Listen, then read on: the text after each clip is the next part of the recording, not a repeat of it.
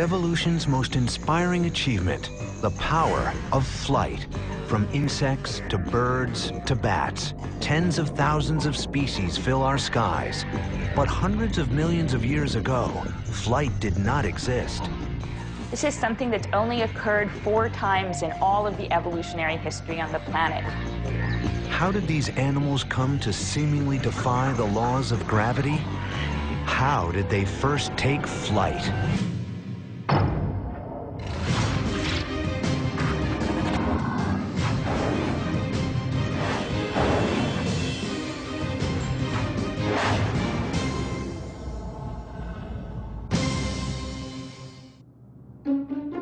The animal kingdom is composed of millions of species, and the fastest of all of them, the peregrine falcon. Reaching speeds of more than 200 miles per hour, this bird swoops down from more than half a mile in the sky to attack with lethal precision. The peregrine's tremendous speed and success at hunting can be attributed to one simple trait: the power of flight. While humans have always dreamed of flying, evolutionarily, flight has passed us by. But incredibly, more than 3/4 of all land animals can take to the air. From butterflies to birds to beetles and bats. These vastly different organisms have all evolved the complex mechanism of getting and staying airborne. Flight occurs when an animal has enough lift and thrust to move its body through the air and to maintain it in the air. But what forces drove the development of such a remarkable innovation? When did the first animals take to the air? And how did they develop this ability to seemingly defy the laws of gravity? The sparks of this extraordinary evolutionary change can be seen all around us today. Insects.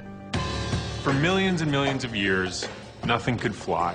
And so if a small invertebrate was moving around in the forest and wanted to find food, it had to crawl all the way up to the top of a tree and get the food, and then go down that tree and up another tree to get food.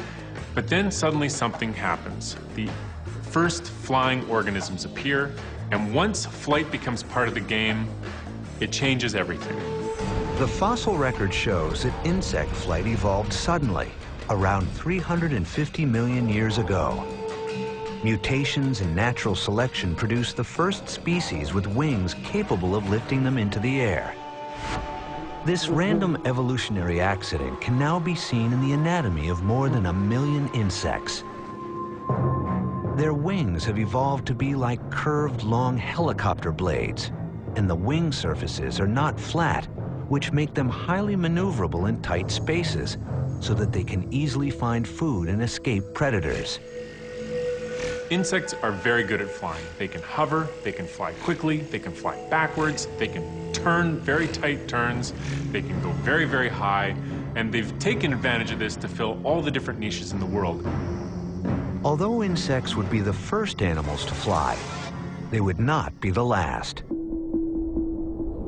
To fly, an animal not only has to get up into the air, but once there, it has to be able to take in huge amounts of energy and oxygen to power them through the sky. Considering the physical demands, it's no wonder that the heaviest flying animal today, the great bustard, weighs in at a mere 45 pounds. If you watch birds of different sizes, especially when they try to take off from the ground, the first thing we usually notice is that large birds have trouble getting off of the ground. But one of the world's first flyers would break all the evolutionary rules about size. The first group of vertebrate flyers would produce the largest flying animal of all time, a 440-pound pterosaur called Quetzalcoatlus. This is Quetzalcoatlus, the largest flying animal of all time. With a wingspan of about 35 feet, this animal soared over western North America. When in full flight, its wingspan was equal to 3 cars parked bumper to bumper. Imagine that thing coming at you. The gigantic pterosaur had a huge beaked head the size of a human, and when standing on the ground, was taller than a giraffe. At 4 times the size of any flying animal today, it's an anomaly of evolution. What ecological pressures drove these enormous animals into the sky? And how was it physically possible? Weighing hundreds of pounds, it seems unlikely even its massive wings could have generated enough force to drive it into the air. Pterosaurs lived 220 million years ago and were the first vertebrates to evolve powered flight. Their name comes from the Greek pterosauro, meaning winged lizard. Unlike birds, these first vertebrate flyers did not have feathers, but skin that stretched from their pinky fingers to their backs to form a wing. The first vertebrate group to fly, to evolve flight, were the pterosaurs. They're closely related to dinosaurs, but not dinosaurs themselves. The world of the pterosaur was a strikingly different place than today. Dinosaurs tower above the canopy, while down below, millions of insects buzz around their feet, along with hundreds of species of reptiles, all competing for resources and food. The ability to fly opened up numerous new ecological possibilities for pterosaurs. One of the earliest ones was probably the ability to catch flying insects on the wing. So these guys could fly, pursue flying insects, grab them and eat them. Pterosaurs also look to oceans and lakes as a source of food. They fly over the water, swooping down for fish. Being in the air also gives them a better vantage point for spotting dead animals to scavenge. New food resources explain the desire for wanting to get up into the skies. But just how did these 440-pound behemoths get there? How an animal this big got off the ground and stayed into the air has been a puzzle ever since its discovery. Michael Habib is an evolutionary biologist at Johns Hopkins University. He thinks he's solved the mystery of how these monstrous reptiles conquered flight. In the late 1920s, a group of paleontologists unearthed a pterosaur skeleton on a dig in Oregon. Included in the skeleton was a seemingly ordinary bone from the wing. The bone was dismissed as insignificant and placed in a drawer at a museum for more than 80 years. But Habib believes this simple bone from the wing may hold the answer to these massive creatures taking to the air. The bone in question that was found is the most important part of the wing for understanding the flight of a pterosaur. It's the part that basically connects the wing itself to the body. It's where most of the flight muscles attach. When I talked to the curators at the museum about the pterosaur collection, it was in fact the last thing they showed me. It was almost an afterthought. They'd practically forgotten it was there.